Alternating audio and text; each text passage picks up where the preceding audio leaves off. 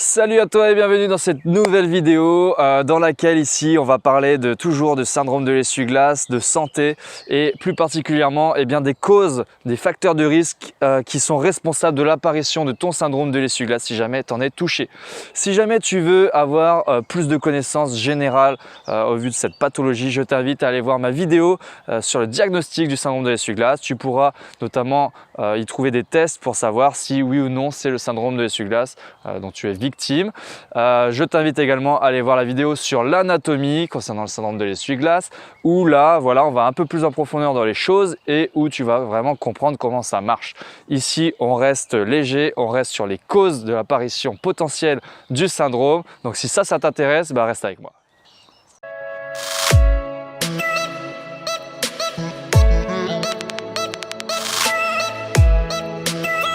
Alors avant toute chose, je tenais à te dire que ici, je ne vais pas te donner les conseils pour pallier justement à toutes ces causes qui engendrent l'apparition du syndrome de l'essuie-glace. Et si c'est ça qui t'intéresse, je t'invite à aller voir la vidéo que je te mets en lien ici, où là, je te donne pas mal de conseils. Ici, c'est juste vraiment, je te rappelle les facteurs de risque. D'ailleurs, à propos de ça, il faut savoir qu'il y a deux groupes principaux, les facteurs intrinsèques et extrinsèques. Ces listes ne sont pas exhaustives, c'est les principaux que j'ai décelés, donc je t'invite à aller faire des recherches supplémentaires si jamais tu ne te sens pas concerné par tout ça et que tu as fait le diagnostic via ma vidéo sur le diagnostic de l'essuie-glace et que tu as bien l'essuie-glace. Quoi qu'il en soit, au niveau des facteurs intrinsèques, donc il faut savoir que c'est les causes anatomiques et biomécaniques, c'est-à-dire comment tu fonctionnes, comment tu es constitué. Par exemple, tu as tout ce qui est déformation du pied, donc le niveau de l'arche interne du pied. Il va falloir voir s'il est affaissé ou non. Il va falloir que tu fasses des examens podologiques pour savoir si tu as besoin de porter des semelles par exemple. D'ailleurs, je tenais à te dire aussi que je t'invitais à aller voir des professionnels de la santé tels que des médecins et des kinés et des podologues. Voilà, tout ça, ça va en complémentarité avec mes vidéos et c'est comme ça que tu auras les meilleurs résultats possibles. Toujours en facteur intrinsèque, on a tout ce qui est la tension de la bandelette. C'est cette bandelette iliotibiale, comme je te l'ai dit dans d'autres vidéos, c'est celle-ci qui est responsable du syndrome par effet de friction voire de compression. Et lorsque celle-ci est trop tendue, ça va favoriser l'apparition du syndrome de l'essuie-glace.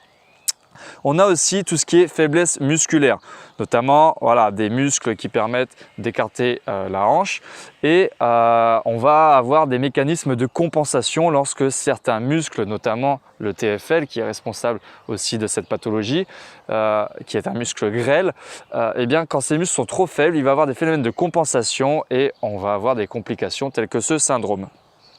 On a aussi tout ce qui est fatigue. Alors, par exemple, le surentraînement ou même la fatigue générale, ils vont engendrer de manière plus probable l'apparition de ce syndrome. Aussi, on retrouve l'inégalité de longueur des membres inférieurs. Alors ça, c'est pareil, ça peut être rattrapé par tout ce qui est kiné et ostéopathe et tout ça. Donc je t'invite à aller faire un bilan avec eux et aller les voir tout simplement pour qu'ils te réaxent ça, parce que ça tout seul c'est difficile de réaxer et de rattraper la différence de longueur. Mais sache que ça peut être l'une des causes de l'apparition de cette pathologie. Et ensuite, alors ça c'était tous les facteurs modifiables, intrinsèques modifiables. Après tu as les non modifiables tels que l'épicondyle fémoral qui est très proéminent. Alors épicondyle fémoral, c'est l'os du genou en gros qui va avoir une excroissance osseuse un petit peu et qui va frotter un peu plus fortement sur ce muscle et engendrer la pathologie. Tu as aussi tout ce qui est genou varum, c'est-à-dire les jambes arqués, les genoux arqués. Bien sûr, ça va favoriser les phénomènes de compression et de friction et du coup favoriser l'apparition de cette pathologie.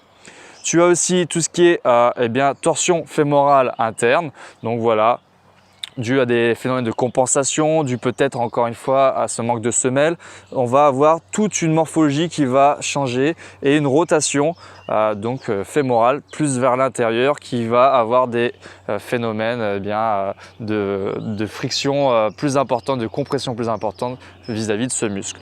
Et aussi tout ce qui est la physiologie de la bandelette, c'est-à-dire son épaisseur qui peut être un peu plus importante ou sa longueur qui peut être un peu plus faible et qui va engendrer toujours l'apparition de cette pathologie. Tout ça, c'est non modifiable, enfin cette petite liste-là est non modifiable et elle est rattrapable par exemple par la chirurgie, mais ça je t'en parle, je te dis dans la vidéo des conseils que je peux te donner.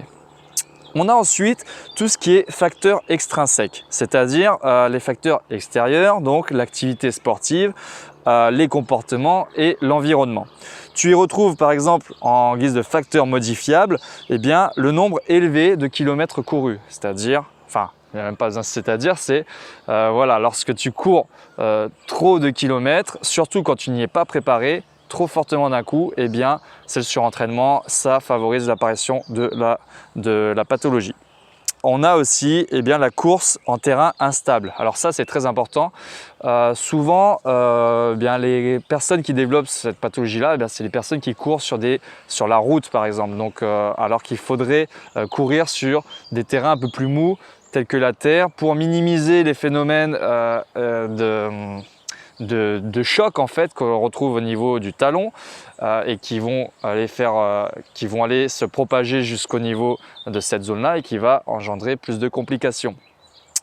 On a aussi la dureté du sol, donc comme je te l'ai dit, et les phénomènes de chaussures. Les chaussures, c'est pareil, il va falloir des bonnes chaussures pour avoir un bon amortissement de ces ondes de choc. Et aussi, ce que je voulais dire sur les terrains instables, c'est par exemple tout ce qui est terrain en déclive.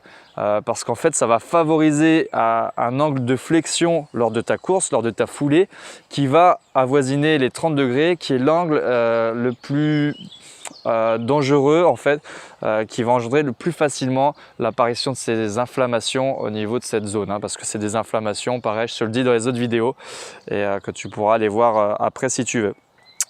Voilà, une mauvaise préparation physique, ça c'est du même acabit que le surentraînement. Il faut savoir bien se préparer, il faut aussi bien s'échauffer et il faut aussi bien s'hydrater. Voilà, la déshydratation favorise aussi l'apparition de cette pathologie. En facteur non modifiable, il pourrait être impliqué dans la liste des modifiables puisque c'est le sport pratiqué. Mais finalement, lorsque tu demandes à un marathonien de changer de voie et de faire du tennis, il va te répondre d'aller te faire voir. Donc c'est pour ça qu'on l'a mis dans les facteurs non modifiables. Donc là, malheureusement, il n'y a pas grand chose à faire, il faut réduire l'entraînement.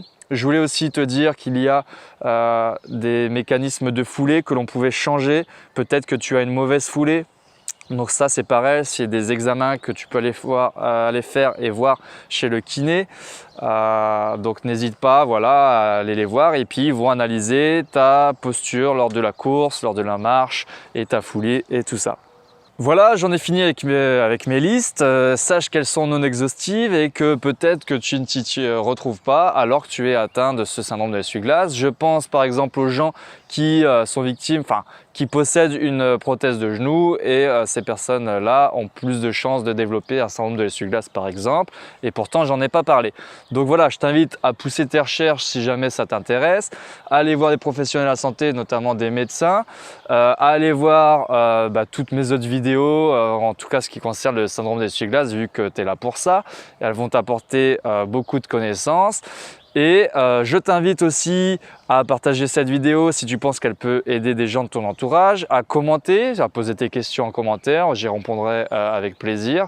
Et aussi, sache que en t'abonnant et en tapant dans la barre de recherche Facebook « Syndrome de l'essuie-glace », tu auras accès à un groupe Facebook dans lequel tu peux retrouver pas mal de professionnels de santé et pas mal de personnes surtout atteintes de ce syndrome-là et qui t'aideront de par leur expérience, qui te donneront des conseils et voilà. Donc dans tous les cas, moi je te dis à bientôt pour de prochaines vidéos. Ciao, ciao. Brother,